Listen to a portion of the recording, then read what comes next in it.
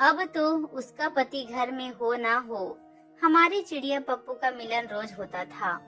वह अपने गुलाबी मिठाई को मेरे मुंह में लगा देती थी और मैं भी उसे बहुत मजे से चूस कर खाता था। मेरे खाने से वह और भी उतावली हो जाती थी और सब कुछ दे देती थी। मेरा नाम करण है और मैं 21 साल का हूँ। मेरा डंडा 6 इंच का है और मैं देखने में काफी स्मार्ट हूँ।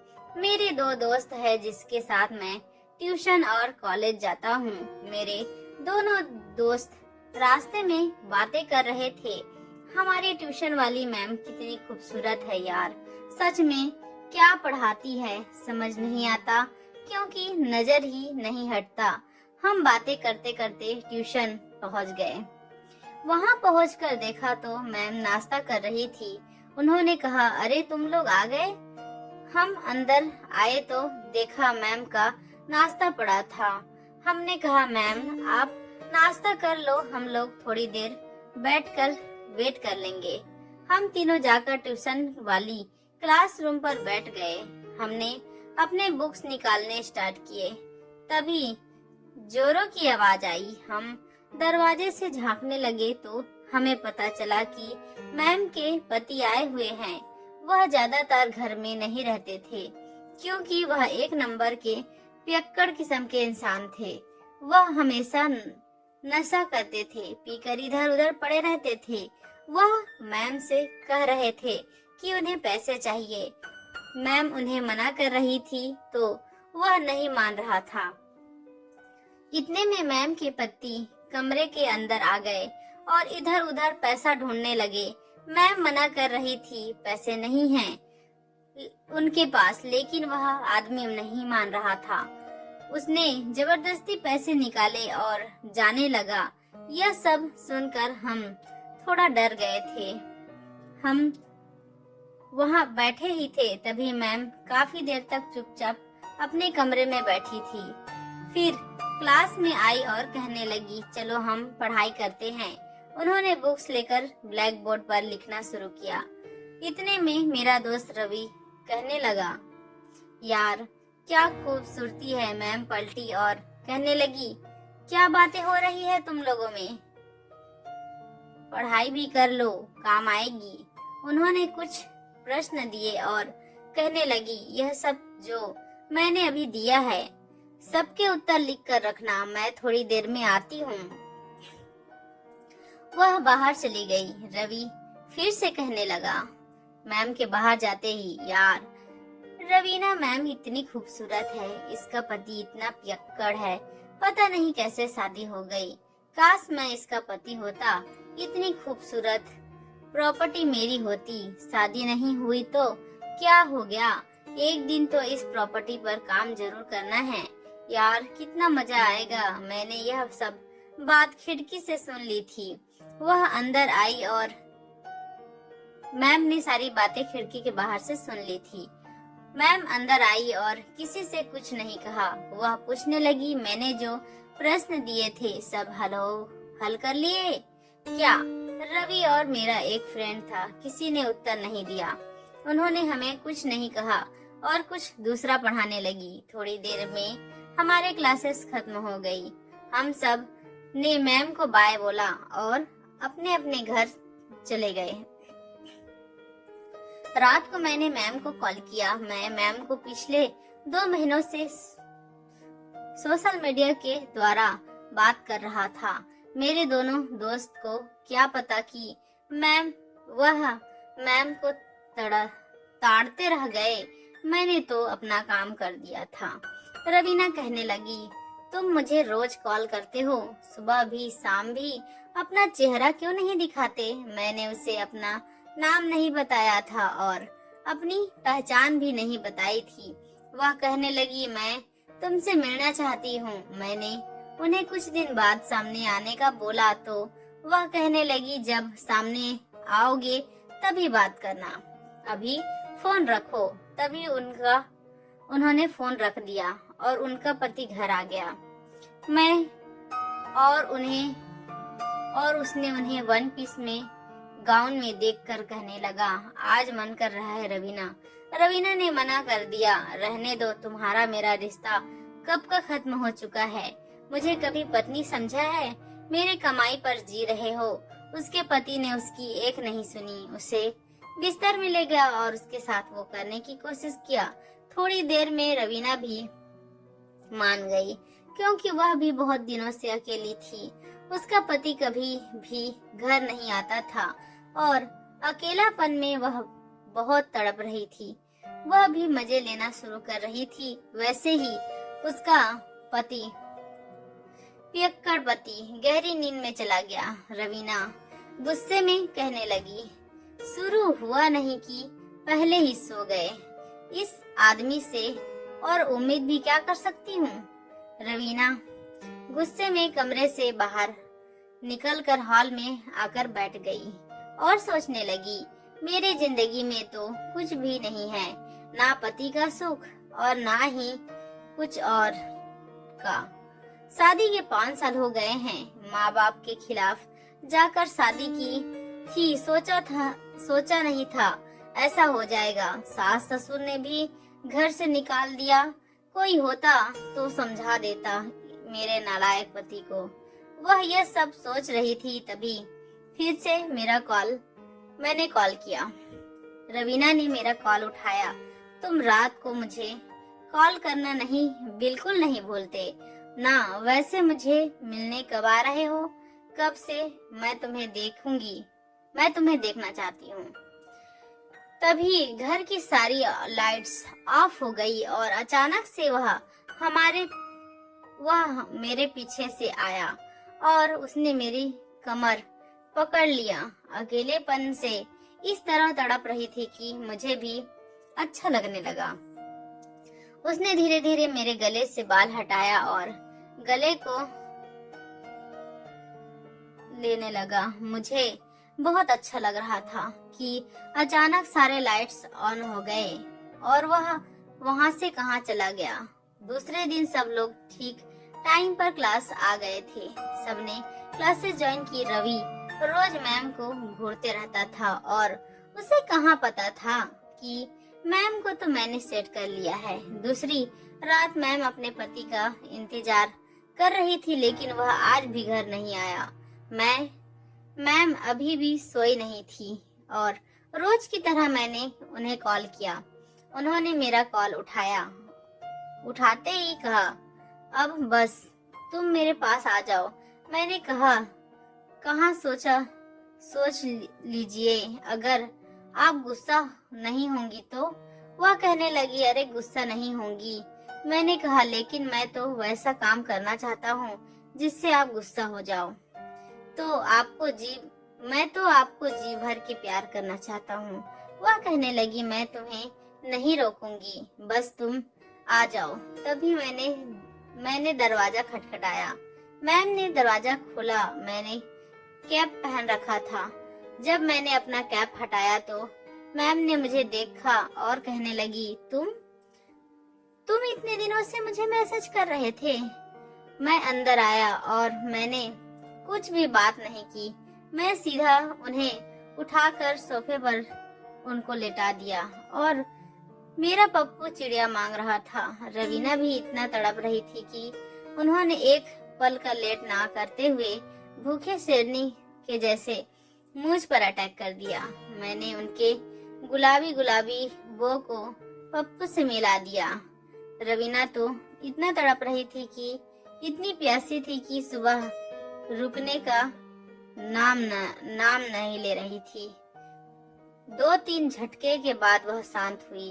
तब हमने बातें करना शुरू किया। वह मुझे ही देख रही थी। मैंने कहा, आप मुझे ऐसे क्यों देख रही हैं? रवीना कहने लगी, मैंने सोचा नहीं था कि तुम होगे। करण, तुम इतने मासूम दिखते हो। वैसे तो मैं स्मार्ट तो हूँ, लेकिन सोचा नहीं था कि तुम हो सकते हो। मैम, आपको पहले दिन से ही मैं पसंद करता हूँ। रवीना कहने लगी, तुम पहले तो मुझे मैम कहना बंद करो। तुम मुझे मेरे नाम से बुलाओ। करण, ठीक है। रवीना, जिस दिन से तुम्हें देखा था मैंने उस दिन से मैं तुम्हें पसंद करता हूँ और इसलिए मैंने अपनी पहचान बदलकर तुमसे बात की। मुझे लगता था कि तुम मुझे मना कर दोगी। हम दोनों की जिंदगी में कोई नहीं था। उनके पति कभी भी घर नहीं आते और पी पाकर इधर उधर पड़े रहते थे। रवीना कहने लगी, मेरी जिंदगी जीवन में भी कुछ नहीं था करण, तुमसे मिलकर मैं भी पूरी हो गई। एक और झटके के बाद मैं घर चला गया। दूसरे दिन क्लास में रवीना मेरे पास ही आ जाती थी और समझाने के बहाने मेरे कंधे पर हाथ रखती थी। मेरे दोनों दोस्त को शक हो गया था, कुछ न कुछ हमारे बीच चल रहा है, क्योंकि दूसरे दिन से ज्यादा हम बातें करने लगे थे। वैसे भी सच छुपाए नहीं छुपता। क्लास खत्म होने के बाद सब लोग 1 बाय 1 बाहर चले गए, घर जाने लगे, लेकिन मैं पीछे के रास्ते से वापस रवीना के पास आ जाता था और फिर से पप्पू को चिड़िया दिलाता था। रवीना भी पप्पू के बिना नहीं रह पाती थी। उसे भी पप्पू का झटका बहुत पसंद था। हमें मिलते 3-4 दिन हो गए थे, लेकिन जब मैं रवीना से मिलता था, कम से कम 3-4 बार उन्हें मजे देता था। वह भी मुझे बिल्कुल नहीं रोकती थी। वह तो मुझसे भी ज्यादा मजे करती थी और कहती थी, करण तुम रोज आया करो, हम रोज मिलते और एक दूसरे की खूब सेवा करते, एक दूसरे की अकेलापन को दूर करते। एक दिन रात को रवीना ने मुझे घर में बुलाया। जैसे मैं अंदर आया, वह शॉर्ट गाउन में थी। उनका ड्रेस देखकर तो मेरा पप्पू फड़फड़ाने लगा। लगता था मैं जैसे ही अंदर आया, मैंने उन्हें उठाकर सीधे सोफे में ले गया। मैंने पहले तो उन्हें जोरदार 3-4 बार जोर जोर के धक्के दिए। उसके बाद हम दोनों बातें करने लगे। मैंने पूछा, तुम्हारे पति कहाँ हैं? तो रवीना ने बताया कि घर में ही है, पीकर पड़े हैं, उठने वाले नहीं हैं अभी, तो सीधा सुबह उठेंगे। मैंने कहा, रवीना तुम्हारी हिम्मत बहुत ज्यादा है, घर में पति है फिर भी मुझे बुला लिया। रवीना कहने लगी, हिम्मत नहीं प्यार है करण, मैं तुमसे सच में बहुत प्यार करती हूँ। तुम्हारे पास आकर मुझे बहुत अच्छा लगता है। ऐसा लगता है दुनिया की सारी खुशियाँ मुझे मिल गई हो। मैंने उन्हें प्यार से गले लगाया। तभी उनका पति कमरे में आ गया। वह न जाने कैसे आज उठ गया था। दोनों को चिपकता देख वह बहुत गुस्सा हुआ। वह मुझे मारने लगा और रवीना जी को कहने लगा, तो तुम यह पढ़ाती हो, इस लड़के के साथ मजे ले रही हो। जब मैं बोलता हूँ तो बोलती हो कि तुम्हारा मन नहीं है। और अभी क्या कर रही थी? उसका पति बिल्कुल सुनने को तैयार नहीं था। रवीना बार बार कह रही थी कि मेरी बात सुनो, मैंने बुलाया है उसे, उसकी कोई गलती नहीं है। रवीना ने जैसे तैसे अपने पति को पकड़ा और मैं वहां से भाग निकला। मैं भी जल्दी जल्दी बाहर आ गया। उसका पति बहुत गुस्से में था। उसने रवीना को गुस्से से पकड़ लिया और कहने लगा, आज तो तुझे मार ही डालूंगा। मेरे सामने बहुत अच्छी बनती हो। रवीना कहने लगी, अगर मुझे मार दोगे तो तुम्हारे पीने का व्यवस्था कहाँ से होगा? वैसे भी हमारा रिश्ता तो कब का खत्म हो चुका है। तुमने आज तक मुझे प्यार से कभी 2 लफ्ज भी नहीं बोले और दूसरे के साथ देखकर तुम्हें तकलीफ हो रही है, तुम्हें मिर्ची लग रही है। तुम मेरे पति हो दुनिया के लिए और तुम्हें पता है मैंने तुमसे कब का रिश्ता तोड़ दिया है। और अगर चाहते हो कि मैं तुम्हारे पीने का खर्चा उठा लूं तो मेरी जिंदगी में दखल मत देना। बदले में मैं तुम्हें हमेशा तुम्हारी खर्चा उठाऊंगी। उसके पति पीने के नाम से बहुत लालची था। उसने रवीना को छोड़ दिया। दूसरे दिन जब रवीना ने मुझे कॉल किया घर आने के लिए तो मैं तो कह दिया, भाई मैं नहीं आऊंगा। तुम्हारा पति तो कल मुझे गुस्से से मुझ पर बावला हो रहा था। पता नहीं क्या करता वह मेरे साथ, मुझे तो मार ही डालता। अरे नहीं, मेरे पति कुछ नहीं करेंगे। मैंने उनसे बात कर ली है, वह मान गए हैं, कुछ नहीं बोलेंगे, तुम आ जाओ। करण मेरे बार बार मना करने पर रवीना ने एक ही बात बोली कि उन्होंने अपने पति को मना लिया है। इसलिए मैं उनके घर पहुंच गया। मैं तो ट्यूशन भी नहीं जाना चाहता था। अब तो उसका पति घर में हो या ना हो, हमारे चिड़िया पप्पू का मिलन रोज होता था।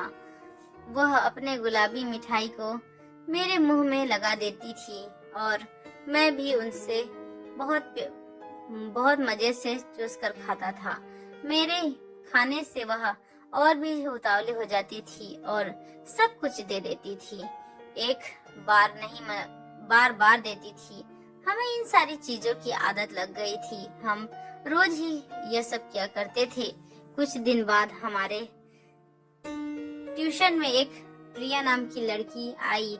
मैंने कहा कि आज से एक स्टूडेंट नया आ रही है। तभी प्रिया अंदर आई। प्रिया दिखने में काफी खूबसूरत थी। वह हमारे कॉलेज में नहीं बल्कि दूसरे कॉलेज में पढ़ती थी, इसलिए हमने एक दूसरे को कभी नहीं देखा था। और हमेशा की तरह मेरे दो दोस्त रवि और मन्नू दोनों उसे ही घूर रहे थे, लेकिन वह उनके बजाय मेरे पास आकर बैठ गई और मुझे हेलो कहा। मैम ने पढ़ाना स्टार्ट किया। कुछ देर बाद क्लासेस खत्म हो गई। हम घर जा रहे थे तो प्रिया मेरे पास आई और कहने लगी, करण मैंने बहुत लेट से क्लासेस ज्वाइन की है। क्या तुम मुझे अपने नोट्स दोगे? मैंने कहा हाँ बिल्कुल, क्यों नहीं, लो ना, बोलकर मैंने नोट्स दे दिए। वह फिर से कहने लगी, मैं पढ़ाई में बहुत पीछे हूँ, क्या तुम मुझे थोड़ी हेल्प कर दोगे, समझा दोगे? और उसने मुझे वहीं पास बने पार्क पर ले गई। मैंने उससे कुछ समझाया। वह मुझे ही देखे जा रही थी। आखिर मेरा इतना स्मार्ट चेहरा भी उसे भी दीवाना बना दिया था। उसकी भी चिड़िया लगता है पप्पू ढूंढ रहा था। थोड़ी देर बाद जब हम घर चले गए, दूसरे दिन जब हम क्लास में आए तो प्रिया फिर से मुझे ही देख रही थी और वह मेरे दो फ्रेंड थे, उनसे ज्यादा बातें नहीं करती थी। आज जब हम पढ़ने के लिए पार्क में गए तो वह कहने लगी, करण मुझे तुमसे कुछ बोलना है। हाँ प्रिया कहो ना, बताओ ना क्या कहना है। शुरू में वो थोड़ा डर रही थी, हिचकिचा रही थी कि कैसे बोले। मैंने फिर से बोला, बोलो ना प्रिया। तो वह कहने लगी, करण जिस दिन से मैं क्लास में आई हूँ मैं तुम्हें पसंद करने लगी हूँ। क्या तुम भी मुझसे प्यार करते हो? मैंने मन में सोचने लगा, इतने दिन से कोई नहीं था तो कोई नहीं था, लेकिन जब मिला तो दो चिड़िया, वाव। और मैंने भी तुरंत कह दिया। और क्या था, वह खुद मुझे अपने घर ले गई। उसने बताया कि उसके मम्मी पापा किसी रिश्तेदार के यहाँ गए हुए हैं जो 2 दिन बाद आएंगे। मैंने अपने घर में फोन करके कह दिया कि मैं अपने दोस्त के यहाँ पढ़ाई कर रहा हूँ और नहीं आऊंगा रात को। फिर क्या था, हमने पूरी रात बहुत मजे किए। वह भी बहुत मजे ले रही थी। वह तो बिल्कुल मूवी जैसा करना चाहती थी। वह मेरे ऊपर आ गई और जोर जोर से कूदने लगी। क्या बताऊं, क्या ही मजा आ रहा था। जब तक उसके मम्मी पापा शादी से लौटे तब तक हमने खूब मजे लिए। कुछ दिन बाद मैं रात को रवीना के घर जाता तो बीच बीच में प्रिया मुझे दिन में अपने घर बुलाती थी।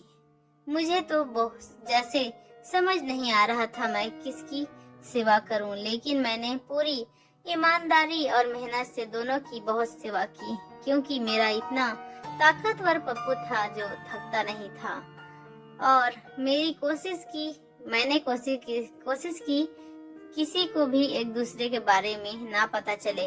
कुछ दिन बाद मेरे मम्मी पापा का ट्रांसफर शहर में हो गया तो मैं रवीना से दूर चला गया। तो दोस्तों, ये थी हमारी आज की कहानी। आपका क्या कहना है इस कहानी के बारे में? कमेंट करके हमें ज़रूर बताएं। वीडियो को लाइक कर दीजिए और चैनल को सब्सक्राइब करके घंटी को दबाकर ऑल पर सेट कर लीजिए ताकि आने वाले वीडियो आपको तुरंत मिले। मुझे दीजिए अगली वीडियो तक इजाज़त। तब तक के लिए धन्यवाद।